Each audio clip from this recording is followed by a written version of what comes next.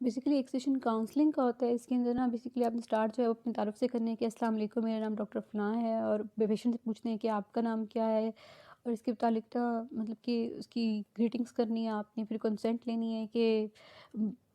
کیا میں آپ کی بیماری کے متعلق کچھ سوالات کروں گی کہ امید ہے کہ اجازت ہے، اور اس طرح نا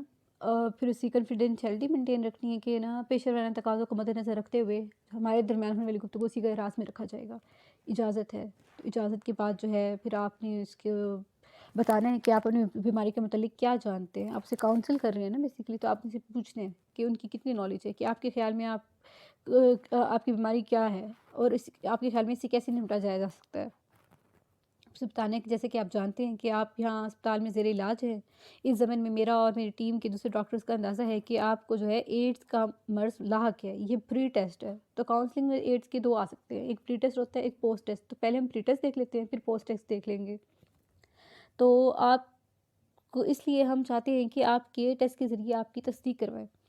پھر ہم نے بتانا ہے کہ ایڈز کے متعلق ہم نے بتانا ہے کہ ایک مہلک مرض ہے، اس میں انسان کی قوت مدافعت جو ہے وہ کم ہو جاتی ہے، جس کی وجہ سے جو ہے بہت سی بیماریاں لاحق ہونے کا خطرہ پیش ہوتا ہے، اور بغیر علاج جو ہے انسان 9 سے 10 سال تک زندہ رہ سکتا ہے۔ پھر ایڈز کا مکمل علاج جو ہے وہ ابھی تک دریافت نہیں ہوا، لیکن مختلف ادویات کے ذریعے جو ہے اس کی رفتار کو کم کیا جا سکتا ہے۔ اس مقصد کے لیے HART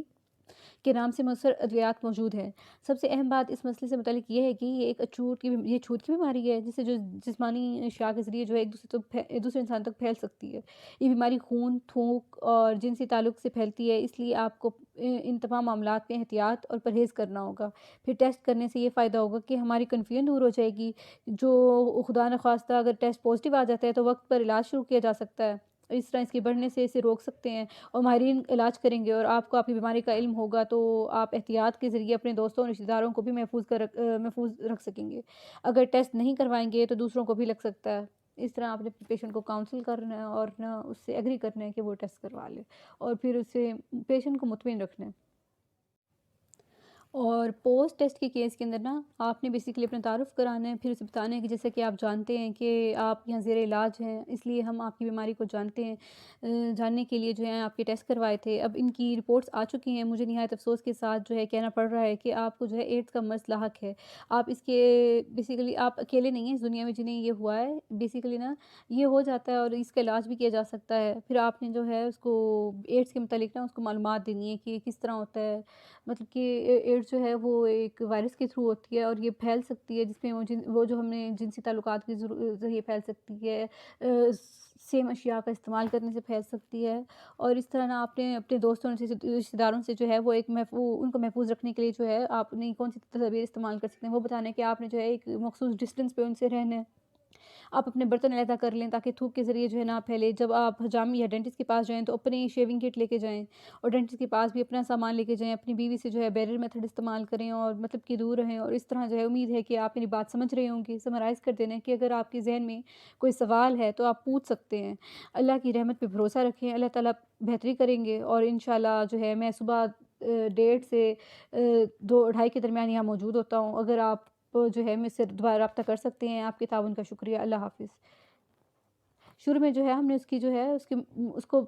سے نا اس کی بیماری کے متعلق جو ہے سوالات کر لینے ہیں کہ آخر اس کو اپنی بیماری کے متعلق اس کی پرسیپشنز کیا ہیں، وہ کتنا جانتا ہے، وہ کس نظریے سے اپنی بیماری کو لیتا ہے،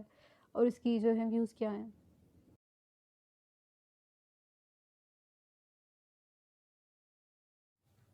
دوسرا کیس آف کاؤنسلنگ جو ہے اس میں پینک ڈس آرڈر دیکھ رہے ہیں، اس پہ ہم نے اپنے پیشنٹ کو بتانا ہے کہ آپ اپنی بیماری کے متعلق کیا جانتے ہیں۔ آپ کی بیماری کا نام جو ہے پینک ڈس آرڈر ہے، انہیں گھبراہٹ کے دورے بھی کہا جاتا ہے، دورے بھی کہتے ہیں۔ ان دوروں کے دوران جو ہے شدید گھبراہٹ اور خوف محسوس ہوتا ہے، اور جو آپ کی چھاتی کے درد، دم گھٹنے، چکر آنے اور سانس چڑھنے کی شکایات ہیں وہ بھی ان دوروں کی وجہ سے ہی ہیں، جو آپ کو دوسری بیماریوں یا دل کی تکلیف نہیں ہے۔ اس طرح کے دورے پڑنا جو ہے بہت عام بات ہے، اور اس کا مؤثر علاج جو ہے وہ موجود ہے۔ ان دوروں کی علامات تھوڑی دیر کے لیے آتی ہیں اور پھر ختم ہو جاتی ہیں۔ جسمانی علامات دوروں کے